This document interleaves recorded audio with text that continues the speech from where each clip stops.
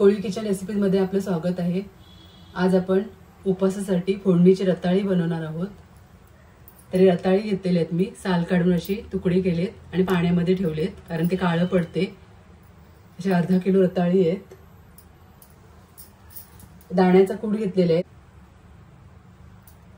4 हिरव्या मिरच्या घेतलेल्या आहेत ठेचून। सेंधव नमक घेतलेलं आहे आणि तेल घेतलेलं आहे। आता कढई ठेवलेली आहे गरम करायला। मी तेल घालते। तेलाच्या जागेवर तुम्ही तूप सुद्धा वापरू शकता, साजूक तूप।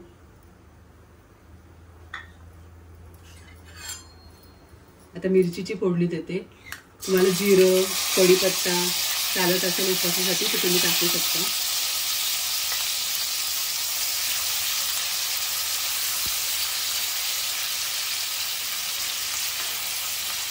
थोडी अगदी परतायची मिरची तेलावरती।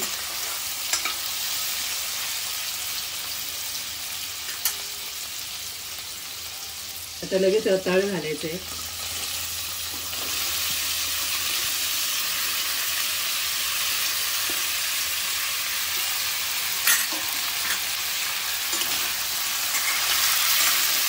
मिक्स करते।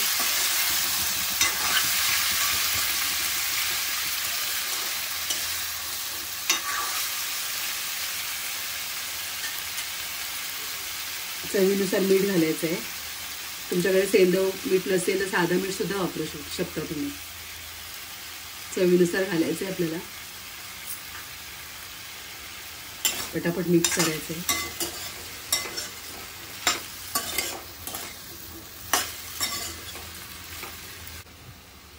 आता मध्ये मध्ये आपण मिक्स करायचं आहे आणि रताळी शिजत तोपर्यंत आपण शिजवून घ्यायचं आहे। झाकण ठेवते मी। 4-5 मिनिटं झालेली आहेत। आपण मिक्स करूया।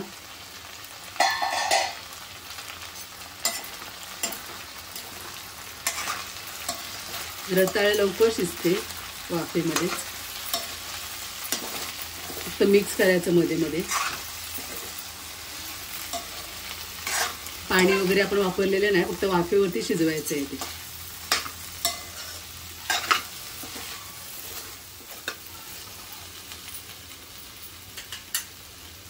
अजून आपण 2-3 मिनिटं झाकण देऊया।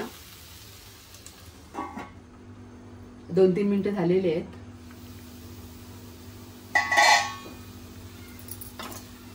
तर आपली रताळी तर चांगली शिजली, हे बघा। आपण दाण्याचा कूट घालूया। दाण्याचा कूट घालायचा नसेल तर ओलं खोबरं सुद्धा घालू शकता तुम्ही।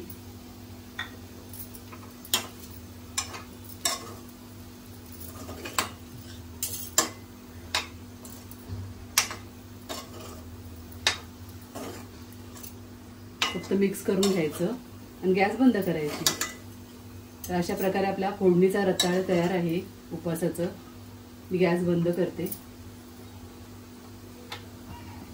तुम्हाला माझी रेसिपी आवडली असेल तर नक्की या पद्धतीने बनवा या नवरात्रीमध्ये।